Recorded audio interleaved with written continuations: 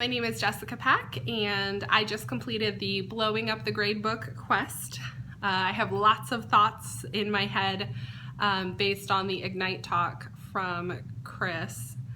I think it's really strange how the universe works, actually, because my school site just had this week and last week some really intensive discussions about establishing a universal late work policy.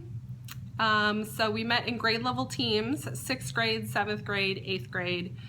We're a middle school and we serve about 1,500 kids, so we're talking about roughly 60 staff members.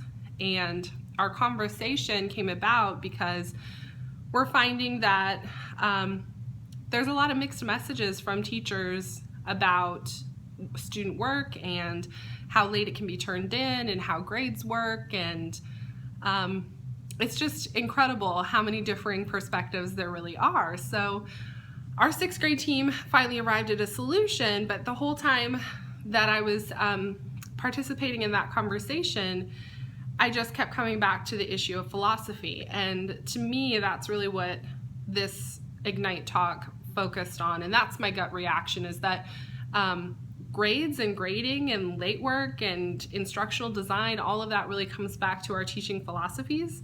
And for myself, it's really important to me that my classroom is student-centered and that students are developing their own voices.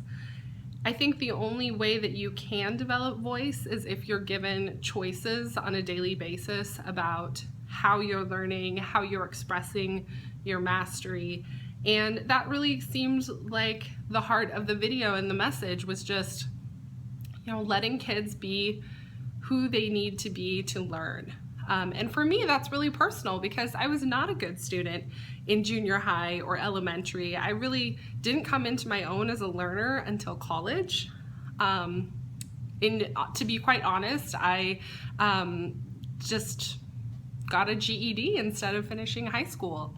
And then I was so motivated when I went to Washington State University to become a teacher that I graduated with honors summa cum laude. So I feel like if the conditions are right, students can flourish. And I totally was that kid who did not figure out how to play school and didn't really feel like I wanted to play school. And the university setting gave me those elements of choice and helped me develop a voice as an author, a voice as an educator, and just as a person. So I feel like if those are our goals with education, then there has to be a better way to address student progress than how our grading system is currently set up. And honestly, how our instructional design in a traditional sense has been set up for so many years. That's maybe really where we need to get innovative and diverge a little bit from the norm. So I'm very excited for this class because it's talking about all of these relevant issues, and the idea of learning in virtual worlds, I think, not only appeals to all of us as educators or however we're connected within the program, but I think it really appeals to kids.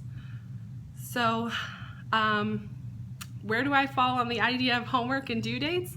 I don't assign homework.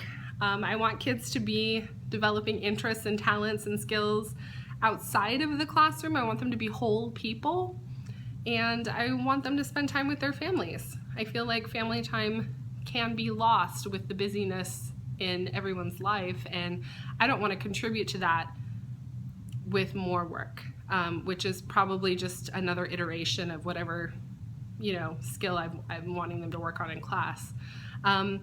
In terms of classwork, it's whatever students don't get finished, they need to figure out a plan to get their work done so that I can have something to assess for mastery. I'm really flexible with that. I have what I call studio time in my classroom, where students can come in at lunch any day, they can come in after school, they can come in before school.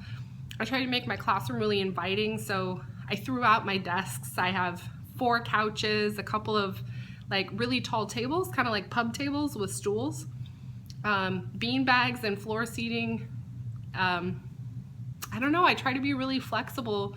I have big long tables that kids can sit at in groups. And I think all of that contributes to just being a really student-centered environment. And again, that comes back to the idea of tapping into student interests and what's more interesting to them than being able to share their knowledge with a game or with a video or a movie project, or whatever interest that they're into. If they're into coding and they want to build a website, then I would much rather see enfranchised kiddos creating original content and putting their voices out there than to just have cookie cutter iterations of who I think a student should be or who the system thinks a student should be.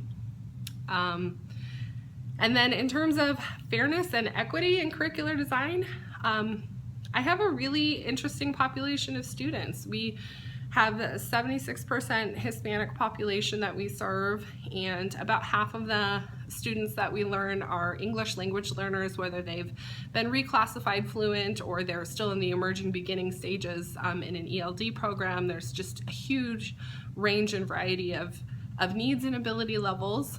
82% of our students live below the poverty line, so they are, accommodated with the free reduced price lunch, Title I classified status. So I just feel like there are so many different ways to learn and so many different avenues to arrive at understanding that the most inclusive thing that we can do as educators is to allow students freedom of expression and the freedom to articulate themselves in their strongest, best way possible by allowing lots of different modalities for them to share their learning. So I think ultimately that is equity, is allowing kiddos a voice in their education, enfranchising them in making decisions, and really giving them power of choice whenever possible. So this is just really funny that I came home and did this quest, and this is exactly what my team and I have been talking about for the last 2 weeks as we've been trying to deal with late work policies. So this was a great quest. Thank you very much.